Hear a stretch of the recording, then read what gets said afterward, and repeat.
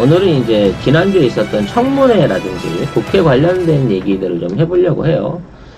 우리 이제 미통당의 레파토리는 21대 국회가 와도 하나도 바뀐 게 없습니다. 네. 이번 이제 인사청문회에 관련해서도 이제 무분별한 의혹 제기들, 네, 학력이라든지 자녀 관련된 부분을 특히 잘 물고 늘어지죠. 예, 이게 뭐 옛날부터 일종의 매뉴얼이었어요. 근데 이게 왜 매뉴얼이 된 거냐면 얘네들도 이제 과학적으로 여론조사를 한 겁니다. 국민들이 어떠한 자격심사라든지 청문회라든지 뭐 인사에 관련된 비난 내용을 들었을 때 가장 민감하게 반응하는 게 어떤 부분이냐라는 게 학력 부분, 그 다음에 자녀 부분, 재산 문제라는 거죠. 그래서 이 부분에 대한 것들을 사실을 들어오는 게 아니라 의혹을 건드려 가지고 이걸 막 부풀리는 겁니다. 그래서 이제 부동산 투기를 했니 안 했니, 뭐 위장 전입을 했니 안 했니, 재산 형성 과정에 문제가 있니 없니, 뭐 이런 부분부터 시작해서 학교를 제대로 학력을 안 갖췄다더라, 무슨 뭐 군대를 안 갔다더라, 거기에다 뭐 자식이 뭐 유학을 갔는데 뭐 호화경비를 갔다더라, 특혜를 받았다, 이런 걸로 이제 주로 밀어붙이는 거죠. 네. 그런데다가 이제 색깔론 같은 경우를 또 많이 들고 나옵니다. 영원히 언제까지 써먹을 줄 모르는 이 종북, 네. 종북론 내지는 사상적 검증을 하겠다고 이제 나서는 거고요. 거기에 이제 너 반미냐, 뭐 친미냐, 뭐 친일이냐, 뭐 반중이냐, 뭐 이런 사상적인 검토를 계속 해갖고 요구하는 걸로 레파토리 해왔다는 얘기. 이게 무려 이제 지난 한 50년 가까운 어떤 의정 생활 안에서 이게 이제 전부 다 배인 거예요. 근데 지들의 입장이 다르다는 걸 알아야 되는 게, 일단 이제 180석 이상을 가진 거대 여당의 탄생이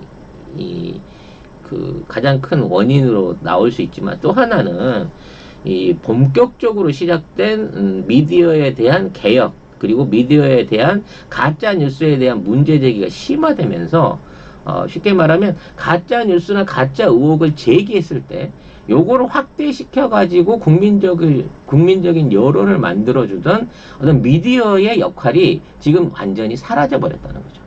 물론 뭐 여기에는 그동안 언론 개혁을 위해서 노력해준 많은 인사분들이 있고요. 지난주 설명드렸습니다만 조국 장관의 이제 본격적인 미디어 고소 고발 내지는 응징 사태가 이제 본격화되면서 기레기들이 일단 확 쫄아버린 거예요. 그러니까 예전에는 대책 없이 막 써도 됐어요. 거기에 대한 책임을 아무도 묻질 않았거든. 근데 거기에 대한 책임 소재가 형사재판과 민사재판을 통해 가지고 전부 다 자기한테 직접 돌아온다고 하니까 실명을 걸고 뉴스를 써야 되는 이 미디어 제작자들이 옛날처럼 가짜 뉴스를 막 흩어 뿌려주질 못하고 있다는 거예요. 이 상황에서 바로 청문회가 시작되면서 과거에 이제 수비적으로 해명에만 머물거나 굉장히 공손하게 의원들의 질문에 마치 무슨 뭐 죄를 지은 사람이 자기 변명하듯이 했던 청문회에서 오히려 공세적인 반박을 펼치는 청문 후보자나 관료들의 태도가 나타나기 시작하면서부터 미통당은 계속 고구마를 뿌리고 있고, 거기에 핵사이다 발언들이 쏟아지고 있는 상황이라고 이해를 해야 될 것 같습니다. 자, 이렇게 되다 보니까 섣부르게 언론 입장에서도 나팔수 노릇하다가는 이게 돈으로 때워야 된다라고 하는 아주 실질적인 계산이 서기 시작하면서부터 의혹 제기에 대한 구체적인 내용들을 쉽게 말해서 어떤 의원이 이러한 얘기를 했다라고 받아 적는 수준에 그치지, 옛날처럼 이걸 펌핑해 갖고 확대 해석해주는 기사들은 아예 사라졌다는 거죠. 깜짝 놀랄 정도의 변화라고 여러분들이 이해를 하셔야 되는 거예요. 그래서 그럼 현장 토크들을 간단하게 좀 모아보고 싶은데, 일단 이인영 통일부 장관 청문회에서는 이인영 저격수로 태영호를 내보냈다는 거죠. 네. 나는 이게 이 자체가 도저히 이해가 안 돼요. 처음에는 이제 뭐 재산 형성이라든지 뭐 여러 가지 부도덕한 부분을 강화하기 위한 거를 시도할 걸로 생각을 했는데, 아들 문제 조금 들고 나오다가 스위스 디자인 학교의 이제 거기 입학한 거를 가지고 특혜 문제 내지는 유학비용 문제로 들고 나오다가 거기에 담당 그 교수하고 이제 인터뷰 기사를 내놨어요.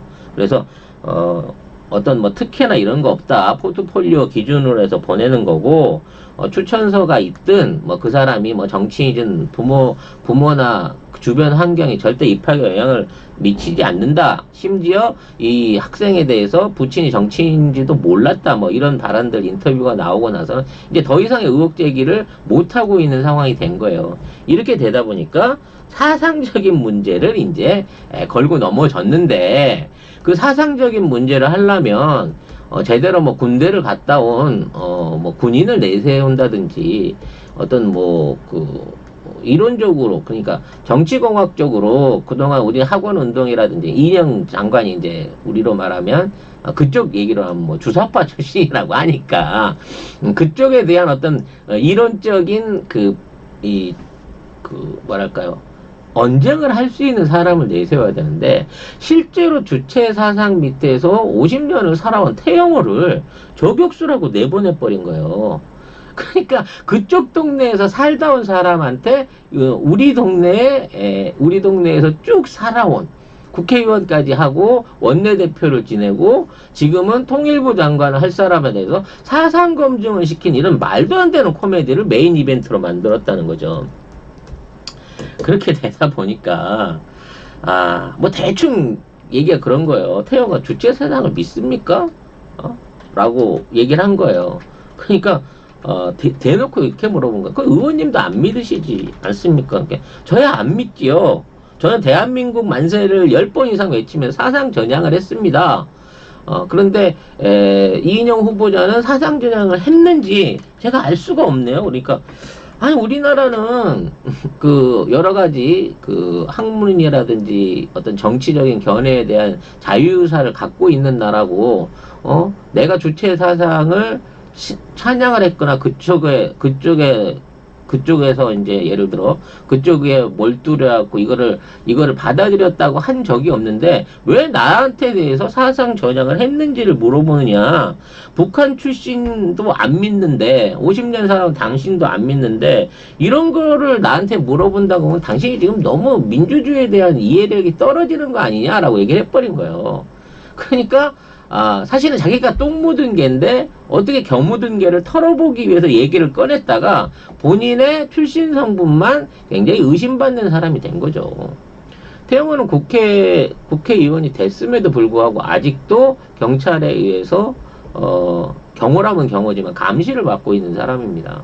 아직 사상적으로 우리나라에서도 이 사람이 완전하게 대한민국에 귀해를 했는지 아니면 간첩 행위를 하기 위해서 일부러 위장 기술을 한 것이 살펴보고 있는 기관 안에 있는 사람이에요. 근데 그 사람을 내세워서 강남에서 국회의원으로 대의성을 만들고 이번에 청문회까지 내보내서 뭔가 메인 이벤트를 기대했는데 전혀 싸움이 안 돼버리는 상황을 만든 거죠. 저는 그 장면이 좀 짜증나기도 했지만 다시 한번 느낀 건데 이제 강남 주민들은 멘탈이 정말 대단하다. 생각이 없이 찍었을 거예요, 그분들은. 네. 그리고 아마 태영호가 북한 출신이고 뭐 성범죄 관련해서 도주한 사람이다라는 내용을 그분들이 정말 조금이라도 알았으면 믿었으면 설마 찍었을까라는 생각도 들기도 합니다. 이분들은 SNS나 어떤 진보 방송의 팟캐스트 유튜브를 전혀 안 듣는 게 아닌가라는 생각이 들어요. 네. 아무튼 이인영 장관에 대한 그 청문 보고는 이제 여당 단독으로 진행이 됐습니다. 나 안 해줄 줄 알았어. 안 해줄 줄 알았는데 이분이 시작하자마자 취임식도 없이 바로 업무를 시작하면서 이제 곧 남북의 시간이다. 2045년까지 앞으로 25년 안에 화폐 재정 통일로 가겠다라는 얘기를 한 거예요. 이건 사실상 단일 국가 체제를 이루겠다는 얘기나 마찬가지입니다. 화폐하고 재정을 통일한다는 거는 같은 돈으로 남과 북이 모든 상거래를 하고 남과 북이 공동 예산을 통해 갖고 나라를 운영한다고 하기 때문에 사실 이건 혹시 국가가 둘로 나눠져 있다 그래도 하나의 체제와 하나의 운영 운영 원칙 하에서 국가를 운영할 수 있는 것을 만들겠다고 하는 겁니다.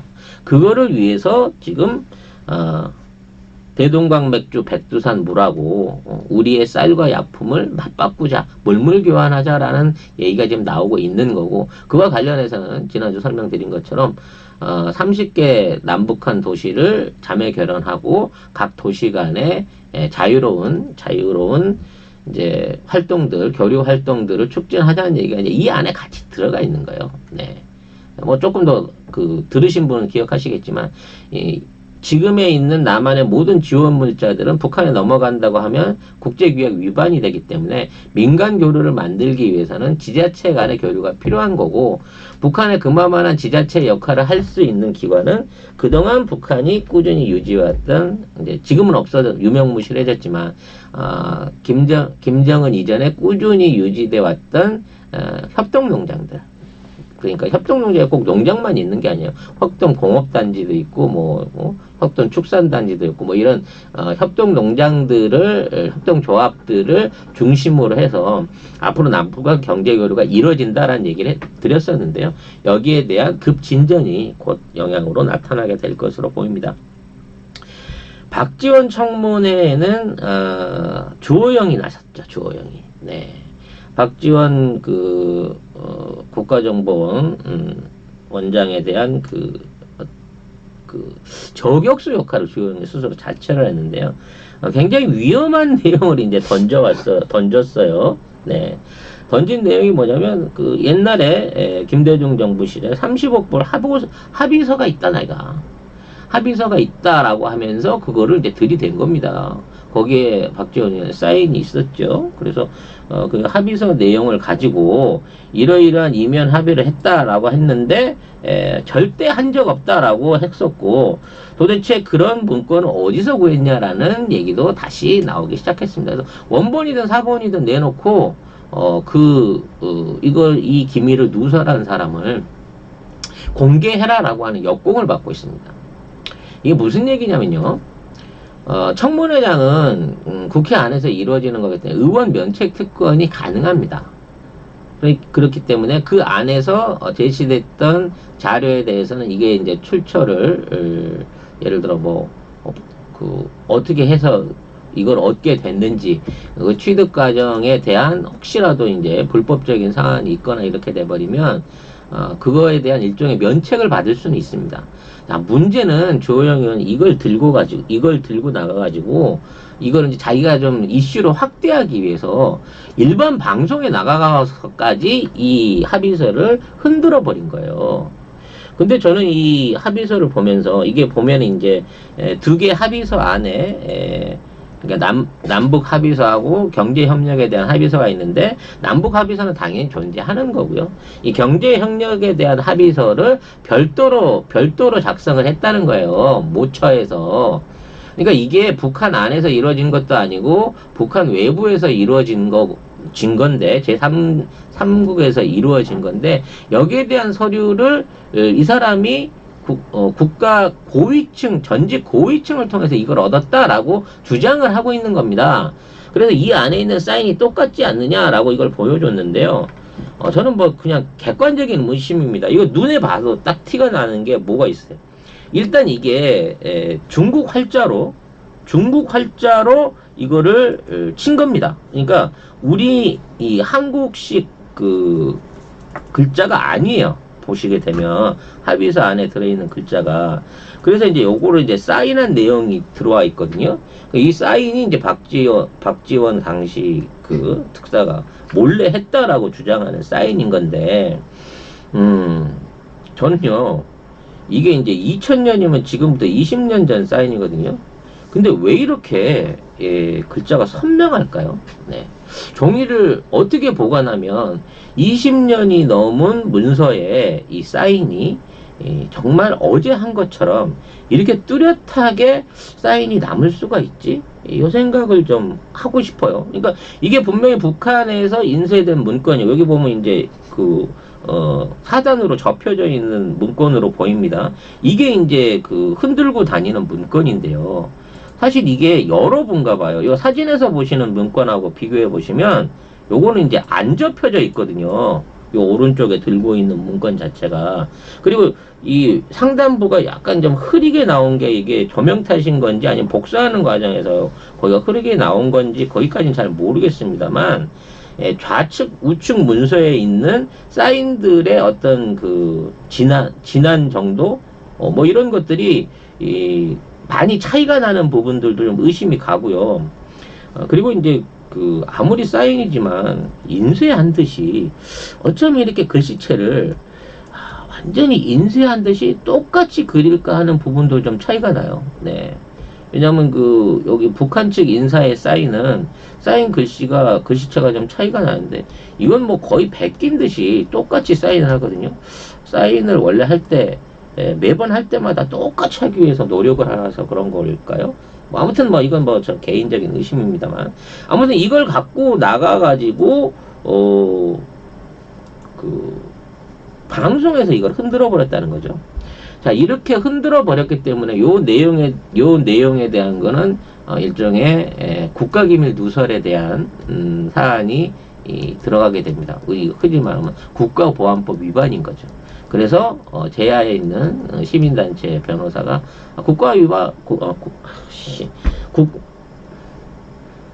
국가보안법 위반으로 이미 조용을 신고했습니다. 27일 날 고발을 했어요. 그리고 이제 여기에 대한 원문을 대라, 그러니까 원문을 주든지 제공자를 대라, 여기에 대한 사법적인 조치를 취하겠다라고 말하는 거예요. 특히 만일에 이 문건이 박지원 후보자, 이제 원장이 됐군요. 오늘로써 29일이면 원장으로 취임을 이미 이 시간에 해 있을 거예요. 허위나 조작이 있었다고 하면 이건 면책 측권하고 아무런 상관이 없습니다. 위조 문서를 만들어서 흔들었다는 게 드러나면 이 부분은 아무리 국회의원이라고 해도 면책 특권을 못 피한다는 거죠. 네. 이렇게 된다고 치면 아무튼 27일 날 주호영 의원은 국가보안법 10조 불고지죄 위반으로 이미 고발이 된 상태고요. 요거는 이제 박지원 그 원장이 한 게 아닙니다. 제외 변호사가 이에 대한 법적 위반에 대한 부분을 한 거고요. 여기에 대해서 이제 주호영이나 하태경이 뭐 사인이 확실하니까 당신이 한 거다라고 했는데 그 문건은 조작입니다라고 얘기를 했거든요. 그래서 만약 이 문건의 원본 출처가 불분명하고 또 이와 관련해서 혹시라도 주호영이 이거를 조작하거나 고의로 이거를 만든 의혹이 밝혀진다고 하면 이 양반은 이제 의원직 날아가는 거예요. 바로 법정 구속이죠, 바로. 네. 특히 이제 하태경 의원 같은 경우에는 이제 나름 머리를 써본 거죠. 건국대 편입 과정에서 뭔가 문제가 있었던 거 아니냐라는 의혹을 들고 나온 겁니다. 그러니까 뭐 제2의 그 조국 교수 딸 입학 비리 비슷한 건을 만들려고 했던 것 같은데요. 그걸로 갖고 이제 자료를 내놓으세요. 그러니까 나는 몰라요. 55년 전 자료인데. 그럼 당신이 찾아와요. 라고 시원하게 때린 거야. 그랬더니, 아니, 질문을 왜 이렇게, 하는 겁니까? 라고 이제 막 성질을 냈어. 근데 예전 같으면은, 죄송하게 생각합니다. 뭐 이렇게 얘기하는 게 아니라, 아니, 질문이 질문다워야 답변을 할 거 아닙니까? 옷다 대고 협박질이야. 나이 차이가 몇 살인데. 하태경 의원 태어나기 전 일이라고. 저는 이제 그 부분에 있어서 조금 그런 생각 해봐요. 그때 같으면 60년 전이면 뭐, 언제입니까? 60년대 때인데요. 종전되고 나서, 53년 종전되고 나서 한 7년 지날 때, 7년, 그 당시에 혹시나 관계자가 20살만 먹었어도 지금 80살이 넘었을 거고요. 그와 관련된 기록이 남아있을지도 애매해요. 그리고 솔직히 그때 김영삼 대통령도 부산에 서울대 이사 왔을 때 쌀가마니 주고 입학해가지고 서울대 졸업생으로 그 학적 위조한 거 있잖아. 위조가 아니라 그렇게 당연히 세탁한 거 있으시잖아. 모두가 암묵적으로 암묵적으로 다 그냥 봐주고 알고 있잖아. 그런 거는 그 당시에 학적 문제는요, 지금 같은 기준으로 판단하기에 좀 어려운 부분이 있었을 거고, 뭐 엄청난 사회학이 동반됐다든지, 뭐 그에 대한 비리가 있었다고 얘기하기엔 시간이 너무 지났잖아요. 근데 이 부분을 갖고 뭐 대단한 특정 만들어낸 것 같이 막 하다 보니까, 우습지도 않은 거지. 그리고 되려, 아니, 그런 자료 있으면, 당신이 가서 조사해갖고 갖고 와야지. 나도 연락이 안 되고 나도 모르는 그쪽 자료 어떻게 하느냐라고 얘기를 하는데 오히려 하태경 의원이 더 벙찐 표정을 짓더라고요. 노련하시더라고요. 박지원. 노련하다기보다는 이슈를 잘못 잡은 거지. 솔직히 저는 이게 제 개인적인 의견이에요. 옛날에 이제 박지원 의원 몰아넣을 때 네. 부산의 저축은행이나 그 당시에 LCT라고 지금 해운대에 문제 많은 빌딩 있어요. 비만 오면 주차장에 물이 침수되는 바닷물에 너무 가깝게 지어갖고 침수 피해 있고 있는 뭐 그런 데가 있거든.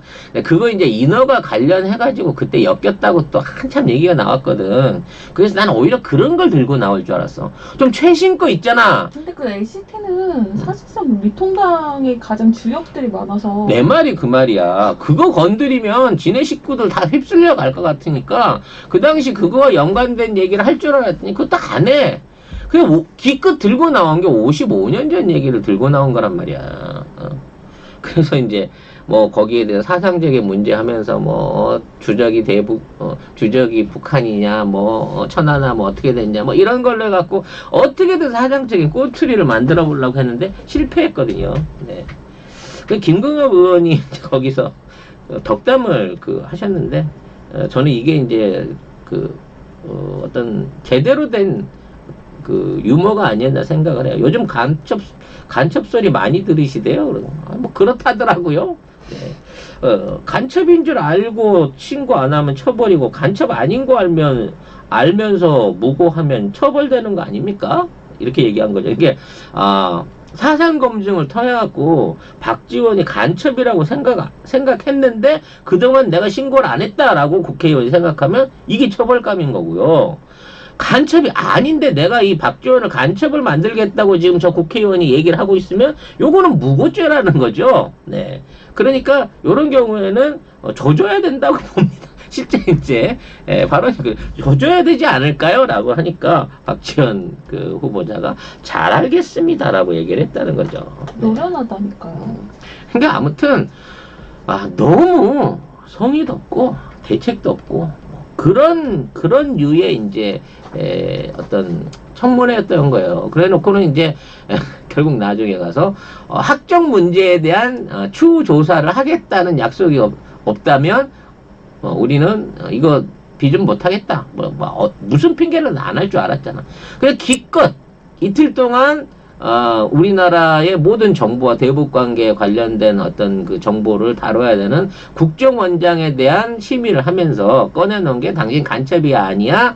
그리고 여기에 사인했어 안 했어? 그리고 55년 전에 당신 학교 어떻게 간 거야? 라고 하는 세 가지밖에는 못 건들더라는 거죠. 네. 박지원 의원이 그렇게 의정활동 내지는 그런 과정 중에 이제 이렇게 비리가 없는 사람이었구나 라는 게 상대적으로 증명된 게 아닌가 하는 생각이 듭니다. 저는 이 청문회 얘기가 나와서 말인데 소설 쓰는 얘기가 있었잖아요. 추미애 장관이. 그거 좀 이따 할 건데. 그래요? 네, 그럼 조금 이따 할게요. 그럼 그때 하죠. 네. 그래서 이제 이런 방식이었고요. 이 국토위에서 이제 부동산 투기 관련해가지고 막 이렇게 거품을 물었던 사람이 또 주호영이었죠. 그리고 박덕흠이라고 이제 국회의원이 있는데 통곡당 의원이 103명인데 이 103명 중에 상위 10명이 평균적으로 100억 이상, 106억 이상의 재산을 가진 부동산 부자더라라고 하는 게 또 드러났죠. 네. 그러니까 주호영 의원은 이관항을 차지하게 된 거예요. 네. 대단하십니다. 근데 돈으로는 이관항을 못 건드렸어요. 이 양반은 이제 반포 아파트 갖고 한 25억 땡겨 먹은 거더만 이게 전체적으로 따져놓고 보면 약소해. 여기 보면 미래통합당 국회의원들의 이제 이거 경실련에서 준 자료입니다. 네. 제가 조사한 거 아니에요. 발표한 걸 보면 삼선 의원 박덕흠 씨가 무려 이제 288억 원. 이게 거의 뭐 290억 원이네요. 잔바리들이 있어서 그렇지. 이런 재산을 모으셨고 나머지 김은혜 의원이 또 이렇게 재산이 많았군요. 기본적으로 100억 넘는 의원이 4분이나 계시고 나머지 분들도 전부 다 이렇게 부동산 부자들이에요. 근데 1위부터 10위까지 안에 하여튼 뭐 평균 재산만 106억이네요. 1위부터 10위인데. 근데 이와 관련해서 지금 이제 다시 회자되고 있는 게 부동산 3법이에요. 지금 문재인 정부가 부동산 정책을 잘못해갖고 지금 부동산이 오르고 있고 세입자가 뭐 너무 고통받고 있고 뭐 세금 폭탄이 어쩐다 뭐 이런 식으로 이제 집중적으로 이걸 까고 있는데 전세 폭등. 예. 이런 얘기들이 이제 마치 자기들은 재산이 하나도 없는 상황에서 이러한 국민들을 위해서 자신들이 국민을 너무너무나 사랑하고 아끼는 마음에서 이러한 내용들을 던지는 걸로 되어 있는데요.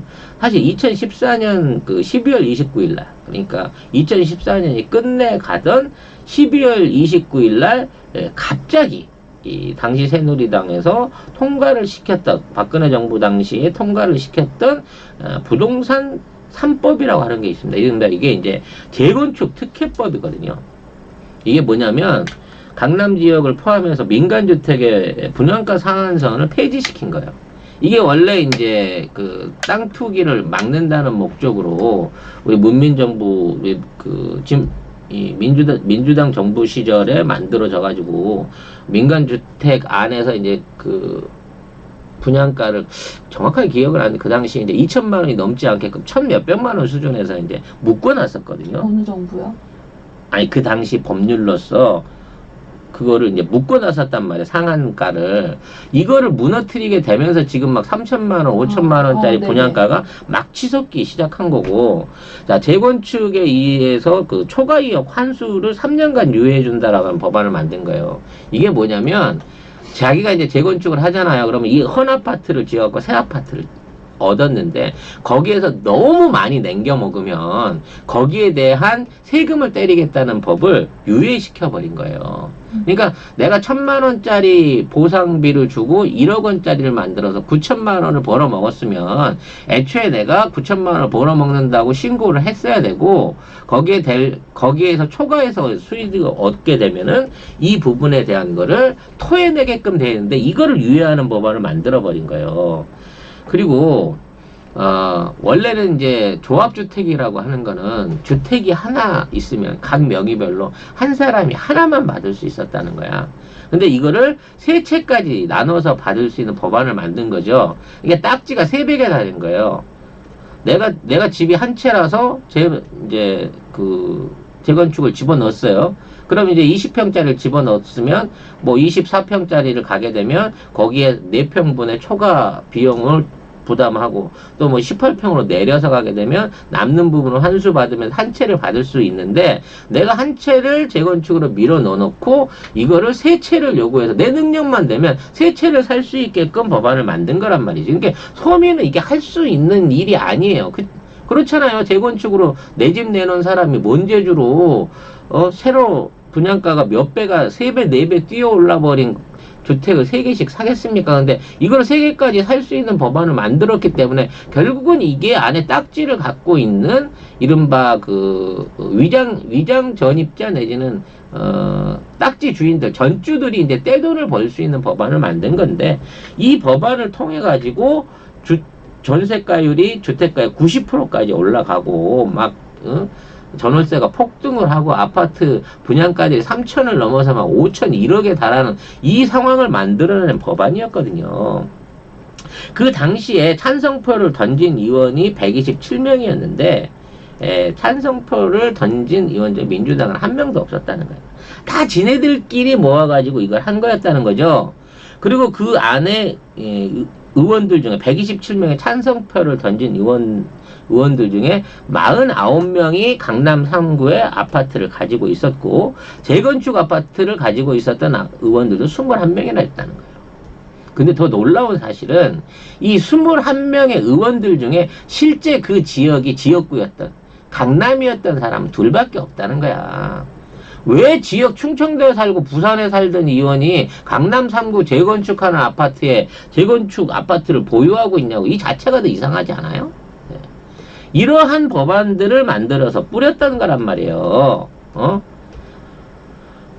주호영은 22일 날 국회에서 처음에 시정연설을 하면서 서민이 열심히 벌어서 내 집 하나 장만하는 게 꿈인데 집값이 폭등하고 대출을 막아 놓으니 집 갖고 있는 사람이 오히려 더 못 살게 된 거 아니냐라는 식으로 정부를 신랄하게 깠는데, 얘도 반포 아파트 분양받고 올림픽 아파트 분양받아가지고 25억 이상의 차익을 얻었더만. 박덕흠 그 통합당 의원 같은 경우에는 이 사람이 삼선이에요. 삼선을 내 국토교통위에 있었거든요. 이 부동산 정책을 다루는 국토교통위에만 삼선을 내리해갖고 거기에다 짱 박혀 있었던 거야. 그래서 지금 280억, 290억이라고 어마어마한 돈을 모았는데, 이 과정에 엄청나게 많은 땅과 아파트와 뭐 상가들을 매입을 했는데, 그 중에 한 필지도 지네 고향 지역구에 있는 필지가 없었다는 거예요. 이 투기 과정 중에. 그러면서 왜 삼선을 하면서 왜 다 여기 멈추고 있었겠냐고. 충청도에서는 돈 한 푼을 안 불렸는데 강남에서만 200억이 넘는 돈을 불렸다는 거예요. 국회의원 3번의 임기 동안에. 이분 출신도 건축업자 출신이셔. 네. 과연 이런 상황에서 얘들이 말하는 정부 비판이라든지 이들이 말하는 부동산 정책에 대한 어떤 얘네들의 어떤 그 대안, 뭐 새로운 제안 같은 것들이 의미가 있는 것일까라는 생각을 해본다는 거예요. 돈은 지들이 벌어 쓰면서, 그것도 그 동네에 사는 것도 아니라 지방에 살면서 강남에다 돈을 뿌려 박아놓고 수백억의 차익을 얻어내고 이거를 지키려고 노력하는 이 국회의원 따위들이 이 대한민국 현재 부동산법을 논하고 거기에 대한 비판할 자격이 있겠느냐 이 말인 거죠. 네. 여기에 또 이제 곽상도 의원이 또 기가 막힌 걸 하나 보냈습니다. 이 곽상도를 보냈어야 되는데, 이 대구가 곽상도를 살려주는 바람에. 이게 이제 대정부 질문에서 24일 날 있었던 건데요. 지금 그 정세균 총리를 불러놓고 그랬죠. 정부 표창을 받은 인사가 있는데 이 사람이 그린벨트를 샀다. 그것도 내곡동에 지난해 그린벨트를 샀는데, 이 사람이 이거 관련해가지고, 뭔가 이거 정부하고 그린벨트 해제에 대한 부분을 짜고, 이걸 진행하려고 이 사람한테 먼저 소스가 간 거 아니냐라고 하는 의혹을 제기했어요. 그리고 여기에 대해서 이제 그 보도한 언론사가 있었다 그러는데, 난 이거 처음 들어서 위키리스크 한국이라는 언론사가 있대요. 네. 위키리스크가 사전인 줄 알았더니 이런 언론사가 있나 봐. 그런 기사를 단독으로 낸 거예요. 그래서 이제 거기에 대해서 그 회사의 개발자가 문재인 정부, 그러니까 김정숙 여사하고 친인척인 것 같다. 이거 조사해야 되는 거 아니냐라는 얘기가 하니까, 그런 의혹 수준의 얘기를 가지고 뭐 조사할 거리도 없습니다 하고 일갈에 털었는데, 이걸 가지고 이제 온갖 그 네티즌의 SNS에서 이 그린벨트 땅을 말이야 김정숙 여사 친인척이 사가지고 투기를 하려고 사는 거 아닐까, 뭐 이런 내용들에 대한 대박에 대한 그 얘기들을 꾸준하게 던졌다는 거죠. 근데 이제 이걸 알고 보니까, 이게 뭐 세상에 비밀이 뭐 있습니까?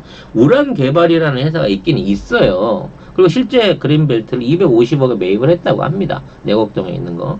내곡동이면 명박시 사저 바로 옆인데, 예비군 훈련장을 옮겨가면서까지 거기를 갖다가 집을 짓고 들어가신 거 보니까 뭐 내곡동에 뭔가 사연이 있는 건 맞는 것 같아. 근데 이분이 과연 문재인 정부와 김정숙 여사랑 연관이 있는 사람이냐? 이 사람이 이수영 회장이라고, 대표 이수영 회장인데, 지난 총선에 미래한국당 비례, 그러니까 미래 그 통합당의 위성정당이었죠. 비례대표 40번 공천을 받은 사람이라고 합니다. 네. 어떻게 보더라도 이 사람이 문재인 대통령이나 청와대하고 연관 있는 사람으로 보기엔 좀 그렇지 않아요? 네. 뭐 이 사람이 대한민국 일자리 엑스포 집행위원장이다 라고 미래한국당에서는 장자리까지 탔던 사람이라고 해요. 그래서 뭐 일자리 정책 박람회를 실제로 개최를 하는데 뭐 역할을 했고, 그와 관련해서 이제 뭐 문재인 정부의 최고의 어떤 그 국시가 일자리 늘리는 거니까, 좋은 일자리 늘리는 거니까, 이런 엑스포를 주최를 하는데 노력을 했으면 뭐 돈도 냈을 거고 뭐 나름 기여했을 거 아니에요. 표창 받을 수 있지. 근데 문제는 미래통합당에 공천 신청 넣은 사람이라는 거야. 그거 팀킬 해버린 거죠. 미래한국당 비례. 이게 미래한국당 비례를 넣을까? 미래통합당 사람이라는 거잖아. 누가 보더라도. 그럼 한성규한테 물어봐야지. 팀킬인데 이게 화제가 잘 안 됐어요. 그러니까 이제 그때 떠났을 땐 의혹이다 그래갖고 막 끌어올랐거든. 그래서 의혹이라고 하니까 정부 차원에서는 아니지만 누군가 조사는 한 거야. 근데 하자마자 뚜껑을 까놓고 보니까 미래통합당 색깔이 더 진해 보이더라는 거죠. 네. 만일에 혹시 그 그린벨트가 풀려서 우람개발과 이수영 회장이 떼돈을 벌게 된다고 치면, 자, 당신이 이 땅을 샀던 정부의 출처가 어디냐라고 조사를 해야 될까요? 말아야 될까요? 이렇게 나오게 되면 대부분 우리나라의 그 이제 물론 그 그린벨트 해제에 대해서는 그 박원순 시장도 정부하고 많이 부딪히는 부분이 있었다고 하고, 거기에 대한 그 굉장히 많은 좀 확대된 음모론들이 있습니다. 그 업자들이 이 박원순 시장을 저격했다 뭐 이런 얘기도 있기도 하고 한데, 언젠가는 이분도 나중에 리스트에 한번 오를 인물이다 라는 생각을 해보게 됩니다. 하여튼 뭐 지속적인 팀킬이 이루어지고 있어요. 왜냐면 지들끼리 해먹으면서 서로 이렇게 커뮤니케이션이 잘 안 돼가지고 그런 부분도 있고요. 워낙에 정치적 공세를 하는 게 제대로 된 걸 못해서 그런 거기 때문에 좀 그런 부분이 있는 것 같습니다. 특히 이제 이번에 문제를 일으켰던 충북 보은군 옥천을 지역구로 하고 계신 박덕흠 의원님, 국토위 좀 간두시면 어떨까요? 네. 이 국토위에는 재산을 168억을 가지신 김은혜 의원님이 또 속해 계시기도 하고요. 네. 이분은 재산 성남봉당이 지역구시네요. 네. 아무튼 10명의 부자들 중에 서울 사람은 딱 한 명 껴있네요. 박성준이라고. 박성준 재선 의원인데 49억 정도 갖고 계신 박성준 의원을 빼고 나서는 미래통합당 부동산 보유 상위 10권 안에 전부 다 부산이 무려 3분이나 계시고, 경남, 창원, 네, 뭐 울산, 대단하네요. 네. 이런 분들이 전부 다 부동산 부자시고, 이분들이 가진 부동산들이 대부분 강남 3구나 서울 쪽에 있더라라고 하는 이 웃지 못할 현실에 대해서 국민들이 좀 비교 판단을 좀 하시면서 이 시사를 좀 느끼셔야 되지 않을까라는 생각을 해보게 됩니다.